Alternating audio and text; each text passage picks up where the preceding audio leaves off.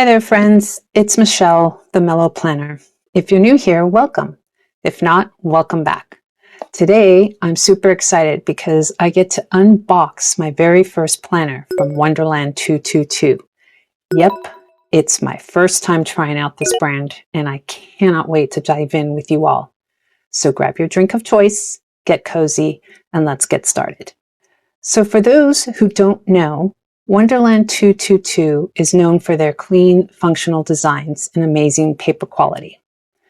I've heard so many good things about them, and I had to check it out for myself. Oh, and let me just say, their shipping is chef's kiss. I ordered this on Black Friday, and it was in my hands by Tuesday of the next week. I mean, that's almost faster than me deciding what stickers to use in my weekly spread. So let's talk about how I landed on this planner, because trust me, I looked everywhere.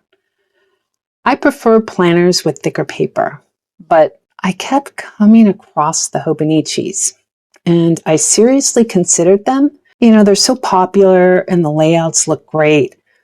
But here's the thing, the paper is a lot thinner than I'm used to. And while looking into the 2025 Hobonichis, I saw a lot of people reported problems with ink bleeding through the paper, possibly due to some bad batches of the Sanson Tomoe River paper. As someone who relies heavily on gel pens, that made me nervous.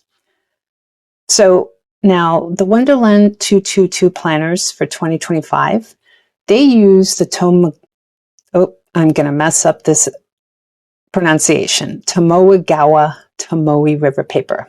I think, yeah, that's right. So it's not Sanson. And knowing that made me feel a bit better about trying it out. And I really wanted a planner I could rely on, especially since I'm diving into journaling for the first time.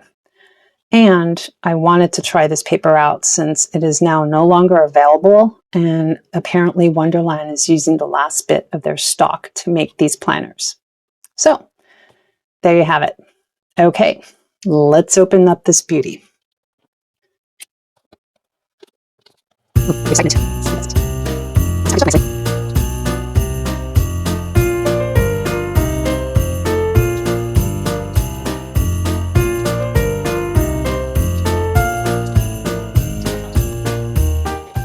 Sorry for the technical difficulties there in opening the box. All right, here we go. Oh, ta-da! Okay, so it looks like they included a couple of little stickers. Oh, this is so cute. The bear with the background of the mountains and the trees with the beautiful sun, and it says gratitude. That's really nice. Oh, I love this. It's like a little tree house and a deer behind it, and it says imagine. Oh, these are really nice. I like that. And then this just looks like their logo. Great. And pull this out. And move the box out of the way. Okay, let's get this open.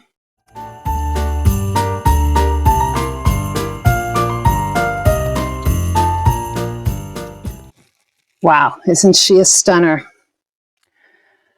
Okay, so this is the 2025 A5 Weekly Planner, all in one with unstacked weekends in the Kermode Bear color. Now, first off, can we take a moment for that name? Kermode Bear. Doesn't that sound like something out of a cozy nature documentary, huh? Okay, this cover is smooth. It's soft material. Feels pretty sturdy, not bulky. And it's got this really, I don't know if you can tell in the camera here with the glare of the light, but there's like this texture to it. I mean, you don't feel texture, but you see it. It's really, really nice, minimal. The color I love, it's neutral and it's just perfect for me. So let's open it up and take a look inside. Oh, first, I did forget to mention it does have the year 2025 on the top left corner here, and their logo in a gold like foiling. Nothing on the spine, and it does say back here A5 all-in-one and U for unstacked is my guess. But, ooh, I really love the feel of this cover and the smell of new paper. I know that might be weird to some people. Okay, so open it up to this first page. Oh, this has some kind of texture to it as well. You can feel it's a little bumpy, not smooth. And then you've got here the first page with their logo. And it's very smooth. I do like that. And it's a grid pages. We've got the key here and an index. Oh, and the pages are numbered. So actually, let's go back and see how many pages. We've got a total of 576 pages. And I did notice this is like, I've seen some other planners where the first page is kind of like glued on and really kind of hard to lay flat. This one is not like that. So I like that. That's nice. And then turning page, we've got some more index pages. And then we get into the yearly overviews. So they give you 2024, 2025, 2026, and 2027. So for someone who likes to be able to see 4 years at one time, that's really nice. I'm good with just a couple of years, but this might be very useful for me. We'll see. Okay, and then here we've got what looks like to be the yearly tracker. And so I'm thinking this going to use to track things like vacations, birthdays, big events that are going to happen throughout the year. So this is my first time using a planner with this kind of setup of this yearly tracker page. So I'm not 100% sure if that's how I'll use it, but we'll see. If anybody has any ideas, please put them in the comments below. Let me know.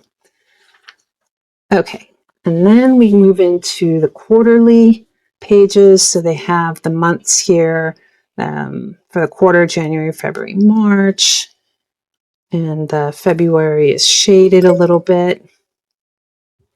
And then you have the grid page here on the right to make notes. And so I'm sure Q2, 3, and 4 are going to be the same, just different months. Yes. Just can't get over how nice this paper is.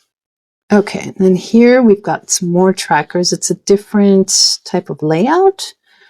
And, oh, it starts with December. I wonder, because some planners, they start January of next year, but I know some do include like December of this year.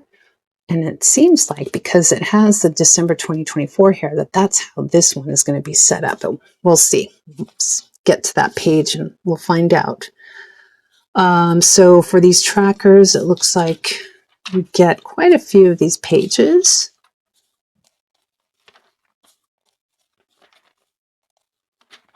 Wow, you get 6 of them.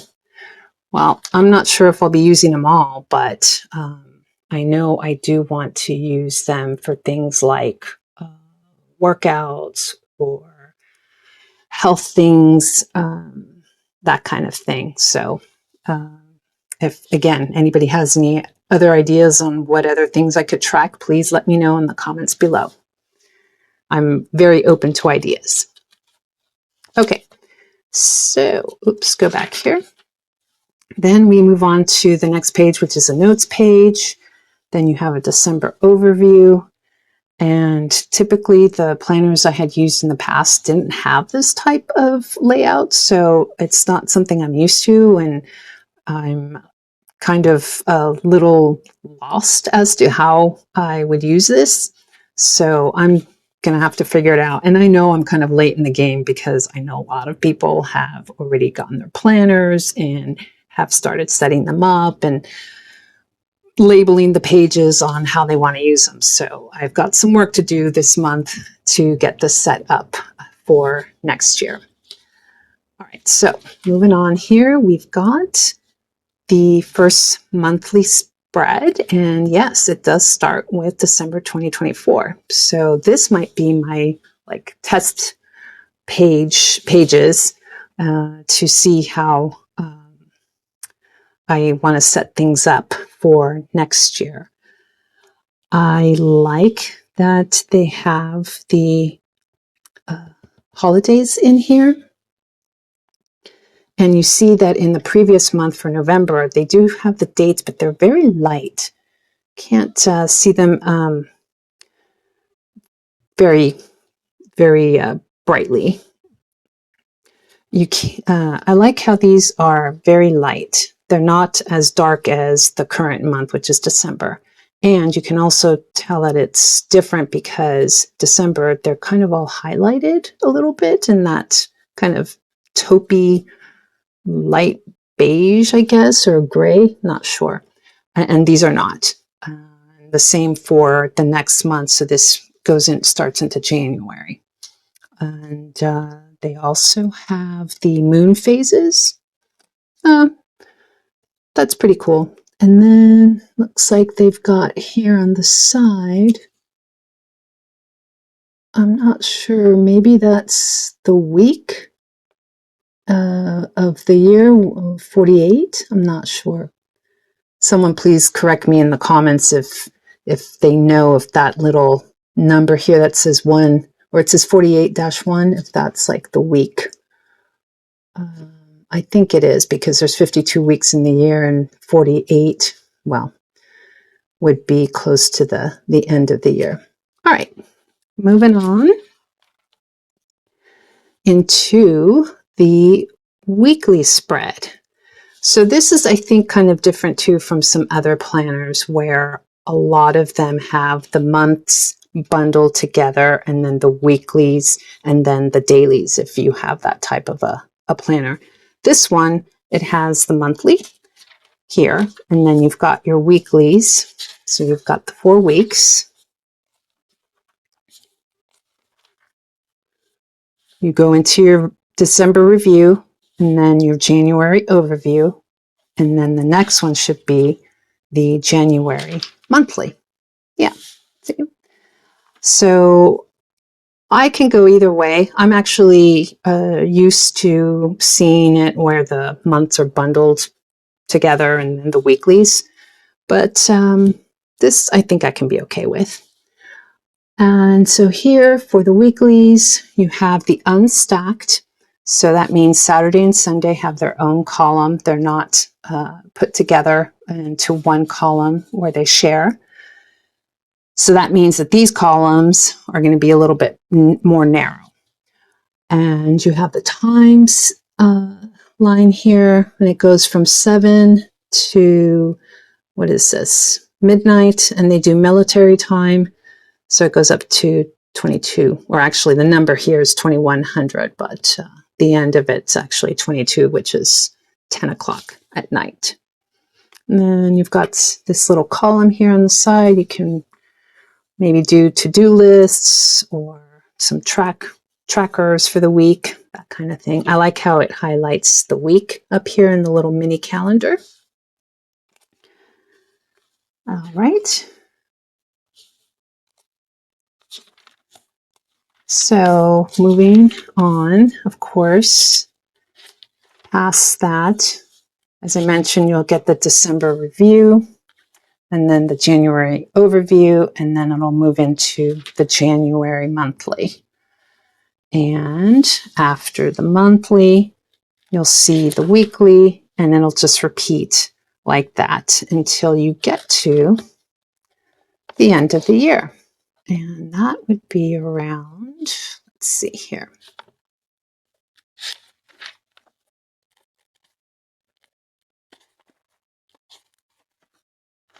That'll be like, this is the last week, and it sort of starts the January of 2026. And then you have the December review. Once you finish that, then you move on to the daily pages.